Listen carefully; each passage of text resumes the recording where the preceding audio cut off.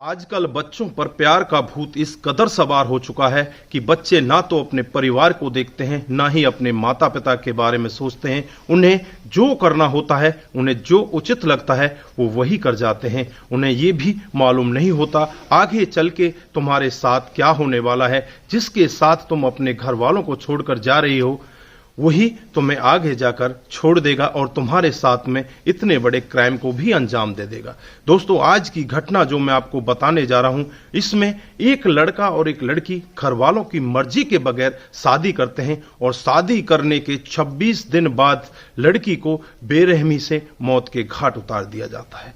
दोस्तों, जब इस सब का खुलासा लोगों के सामने होता तो सभी लोग यही कह रहे होते हैं कि ये प्यार नहीं, ये पागलपन था। आइए दोस्तों, जानते हैं पूरा मामला क्या था। नमस्कार, जय हिंद। आप देख रहे हैं एपीएच न्यूज राहुल रावत के साथ। तो दोस्तों, आज की जो मैं हकीकत की घटना आपको बताने जा रहा हूं, राजस्थान में एक जगह पड़ती है अजमेर। ये अजमेर की ही हकीकत की घटना है। यहाँ पर एक जेनिफर नाम की लड़की, जिसकी उम्र होती है 31 साल, और उसी के साथ एक लड़का होता है मुकेश, और जिसकी उम्र होती है 34 साल। ये एक दूसरे को हद से ज्यादा चाहते हैं, एक दूसरे के साथ जीने मरने की कस्में खाते हैं, एक दूसरे के साथ ऐसे ही रिलेशन में रहते हैं। धीरे धीरे इनको ऐसा लगने लगता है कि अब हम दोनों को शादी कर लेनी चाहिए। फिर ये दोनों अपने घर वालों से शादी करने के लिए कहते हैं, लेकिन घर वाले इन दोनों से मना कर देते हैं।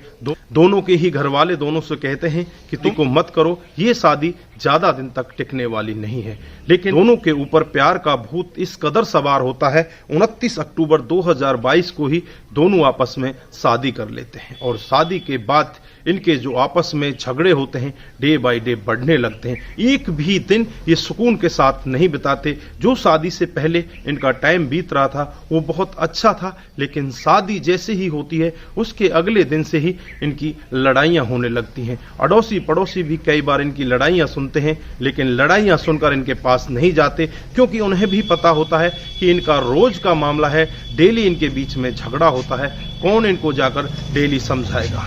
इस तरह से लोग बाग भी चुपचाप इनकी लड़ाइयों को सुनते रहते हैं और कुछ भी नहीं बोलते। इस नवंबर 2022 को करीब शाम को 7:30 बजे का वक्त होता है। फिर इनकी लड़ाइयां बहुत तेजी के साथ बढ़ने लगती है और दोनों की लड़ाइयां इस कदर बढ़ जाती हैं कि थोड़ी देर तक तो इनकी आवाजें आती हैं, लेकिन थोड़ी देर बाद जो आवाज है बिल्कुल थम जाती है। अब जो अड़ोसी पड़ोसी वहां पर होते हैं वो एकदम से सोचने के लिए मजबूर हो जाते हैं कि अभी तो बहुत तेजी के साथ इनकी आवाजें आ रही थी, लेकिन एकदम से आवाजें कैसे थम गई। फिर थोड़ी देर बाद उसके घर के दरवाजे की तरफ देखा जाता है। जो पति होता है मुकेश एकदम घर से निकलता है और घर से निकलने के बाद बहुत ही तेजी के साथ बाहर की तरफ जाता है और 20 मिनट के बाद वापस घर आ जाता है। तुरंत ही एक बोरे को लेकर मोटरसाइकिल पर रखकर उसे चलने लगता है। जैसे ही वो आगे की तरफ बढ़ता है, बोरा गिर जाता है और गिरने के बाद बोरा भी फट जाता है। तभी उसमें से लड़की के हाथ और बाल दिखाई देने लगते हैं। लोग बाग देखकर तुरंत ही समझ जाते हैं ये कोई और नहीं, इसकी पत्नी है। आज इसने अपनी पत्नी को रास्ते से हटा दिया है, उसे मौत के घाट उतार दिया। यह सब वाक्य जब लोग बाग देखते हैं, तुरंत ही नजदीकी पुलिस स्टेशन में फोन करते हैं और तुरंत से पहले मुकेश दोबारा उस बोरे को अपनी बाइक पर रखता है और वहां से फरार हो जाता है और लगभग 30 या 35 मिनट के बाद दोबारा वापस वहीं पर पहुंच जाता है और वहां पर पुलिस को देखकर एकदम से भागने लगता है और पुलिस भी उसे भागकर गिरफ्तार कर लेती है। और गिरफ्तार करने के बाद जब उससे पूछताछ करती है तो एक बहुत ही चौंकाने वाला सत्य सबके सामने आता है। वो बताता है कि मैंने आज अपनी पत्नी को रास्ते से हटा दिया है। फिर उसके बताए गए एड्रेस के अनुसार पुलिस वहां पर पहुंच जाती है और डेड बॉडी को अपने कब्जे में लेकर उसे पोस्टमार्टम के लिए भेज देती है। फिर उससे पूछताछ की जाती है तो बहुत ही चौंकाने वाला सत्य वो बताता है। जब उससे पूछताछ की जाती है तो वो बताता है कि साहब, आज से कुछ दिन पहले ही हमारी शादी होती है और शादी के बाद से ही मेरी जो पत्नी होती है बहुत ही ज्यादा डिमांड करने लगती है वो कहने लगती है कि शादी से पहले तो तुमने मुझे बहुत तरह के सपने दिखाए थे, लेकिन आज वो सपनों का क्या हो गया। शादी से पहले तुम कहते थे कि मेरे पास बहुत पैसा है, लेकिन आज वो पैसा कहाँ चला गया। ये लगता है कि तुमने मुझे बहका कर शादी की है, मेरी एक भी डिमांड तुम पूरी नहीं करते। इधर जो पति होता है वो कहता है कि तुम मेरा साथ दो, धीरे धीरे मैं सारी डिमांडें पूरी कर दूंगा, लेकिन मेरे पास अभी इतने पैसे नहीं हैं। पत्नी उसको बार बार टॉर्चर करती है, बार बार उसे यही कहती है कि तुमने मुझे बहका कर, मुझे इस तरह से बहम में लाकर मेरे से शादी की है, तुम बहुत ही गंदे आदमी हो। इस बारे में मैं अपने घर वालों को बताऊंगी और सभी लोगों को बताऊंगी कि तुमने किस तरह से बहला फुसला कर मेरे साथ शादी की है, तुम्हारे पास तो कुछ भी नहीं है, तुम तो नंगड़ हो। इस तरह की बात जब पति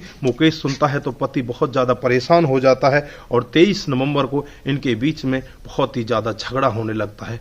और झगड़ा होने के बाद पति इस कदर क्रोध में आ जाता है, वहीं पर पड़ा हुआ एक चाकू उठाता है और चाकू से अपनी पत्नी के ऊपर ताबड़तोड़ वार कर देता है। वहीं पर तड़प तड़प कर पत्नी की मौत हो जाती है। उसके बाद जब उसे उठाकर वो ले जा रहा होता है, तब लोग बाग उसे देख लेते हैं और पुलिस को फोन करते हैं। उसके बाद उसे बोरे में भरकर वो जंगल में फेंक आता है। पुलिस वहीं से उस बोरे को बरामद करती है और उसके बाद तमाम धाराएं मुकेश के खिलाफ लगा दी जाती हैं और मुकेश को गिरफ्तार करके उसे जेल भेज दिया जाता है। उससे पहले जो पुलिस के बड़े अधिकारी होते हैं वो मुकेश से कहते हैं कि तुमने बहुत बड़े क्राइम को अंजाम दिया है, अगर तुम अपनी पत्नी से नाराज थे या उसके साथ इस तरह से नहीं रह सकते थे तो उसे उसके मायके भी भेज सकते थे या उससे अलग भी रह सकते थे, उससे तलाक भी ले सकते थे, लेकिन तुमने इतने बड़े क्राइम को अंजाम दिया। तो दोस्तों, यहां पर आप लोगों ने देखा किस तरह से एक घर वालों की मर्जी के बगैर शादी करना कितना भयावह हो गया। दोस्तों, मैं ये नहीं कहता कि हर तरह का प्यार गलत होता है, लेकिन ज्यादातर जो इस तरह से अवैध तरीके से घर वालों की मर्जी के बगैर जो शादियां होती हैं वो ज्यादातर टिकती नहीं, इस तरह से ही बिखर जाती हैं, इस तरह से ही लोग बाग टूट जाया करते हैं। तो दोस्तों, आपकी क्या राय है, आप क्या कहना चाहते हैं? आपकी जो भी राय है कमेंट बॉक्स में जरूर बताइएगा। दोस्तों, यहाँ पर किसकी ज्यादा कमी आपको लग रही है? दोस्तों, इस घटनाक्रम को सुनाने का उद्देश्य किसी को बरगलाना, किसी को बहकाना, किसी पर किसी प्रकार का दबाव बनाना नहीं है। हमारा उद्देश्य बस यही है कि आप लोग जागरूक हों और ऐसे क्राइम के बारे में जानें जो डे बाय डे हमारे समाज में बढ़ते जा रहे हैं। दोस्तों, आज के लिए बस इतना ही, फिर मिलते हैं किसी नए मूड के साथ। तब तक के लिए आप अपना ख्याल रखें, अपने परिवार का ख्याल रखें, सतर्क रहें, सावधान रहें और ऐसे क्राइम को अपने आसपास ना होने दें। नमस्कार, जय हिंद, जय भारत।